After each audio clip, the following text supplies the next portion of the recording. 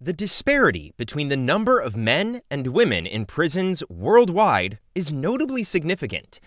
The precise percentage varies widely depending on the country and the time period, but as a general estimate, men make up approximately 95% or more of the prison population, while women account for about 5% or less.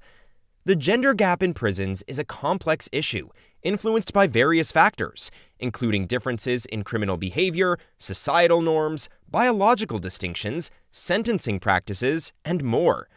In today's video, we will delve into these reasons. In my opinion, this is one of the most fascinating topics I've covered recently, so keep watching. But before we dive in, please click the like button if you enjoy my content. It'll support me more than you can imagine. The first reason behind this significant gap is the influence of gender roles. Traditional notions of masculinity often discourage boys and men from expressing vulnerability, emotions such as sadness or fear, and seeking help for emotional issues. From a young age, society teaches males that showing emotions is not considered manly. Phrases like "boys don't cry" or "stop acting like a girl" create societal pressure for men to suppress their emotions. The result? More frequent emotional outbursts in men compared to women. When emotions are bottled up and not allowed to be expressed in healthy ways, it can lead to emotional suppression and sudden aggression or a violent eruption of these emotions. In fact, societal expectations defining traditional masculinity may contribute to emotional suppression and the loss of emotional nuance in men. Biological factors also come into play. Some research suggests that there may be biological differences, such as hormonal influences like testosterone, that can contribute to more aggressive and risk-taking behavior in men. And there's ample evidence and research indicating that men can exhibit more anger or aggressive behavior than women in various aspects of life. The second reason is that men are more likely to engage in certain types of criminal activities due to socioeconomic factors, such as poverty, economic disparities, and limited access to education and employment opportunities. These factors can contribute to criminal behavior, particularly among men. The historical context plays a significant role here. Throughout history, men have been socially conditioned as providers in many cultures, which places immense pressures and expectations on them to financially support themselves and their families, often more so than women. When economic opportunities are scarce, some men may feel compelled to find ways to generate income, even if it means turning to illegal means. These factors can push some men towards criminal activities as a means of survival or to improve their financial situations. Notably, men have a historical tendency to be more involved in drug-related crimes, which, for example, contributes to the higher rates of male incarceration.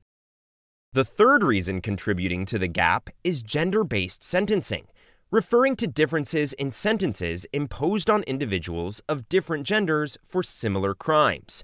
Some argue that biases within the legal system involving judges and juries may lead to harsher sentences for men compared to women, even for similar offenses.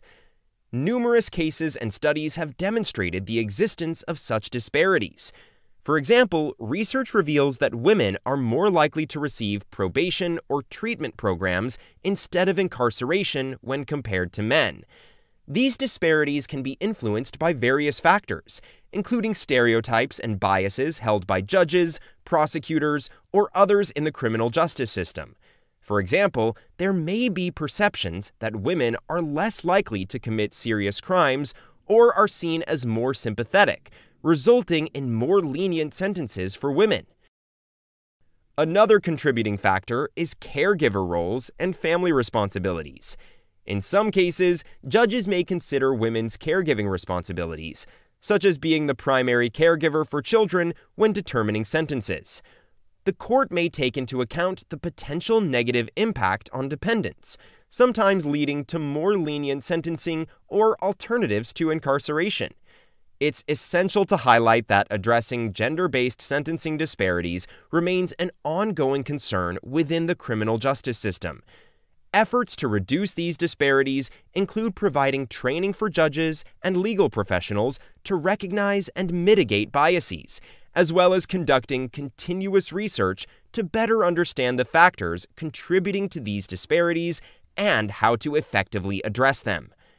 The last reason is that men tend to have higher recidivism rates than women. After serving a sentence, they are more likely to reoffend, leading to repeated incarceration. There are several factors contributing to this, such as social support. Women often have stronger social support networks and family ties that are more willing to help them upon release.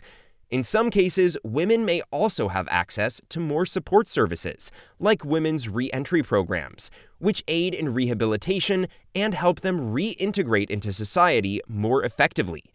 In contrast, men may have fewer resources and fewer social support networks. Additionally, gender stereotype-based discrimination can contribute to recidivism among men. Men with criminal records may face discrimination when attempting to return to normal life. Employers and landlords, for example, may be less forgiving of men with criminal records due to biases that view them as higher risks compared to women with similar records. This can make it harder for them to find stable employment and housing, often leading them back into the cycle of crime and eventual reincarceration.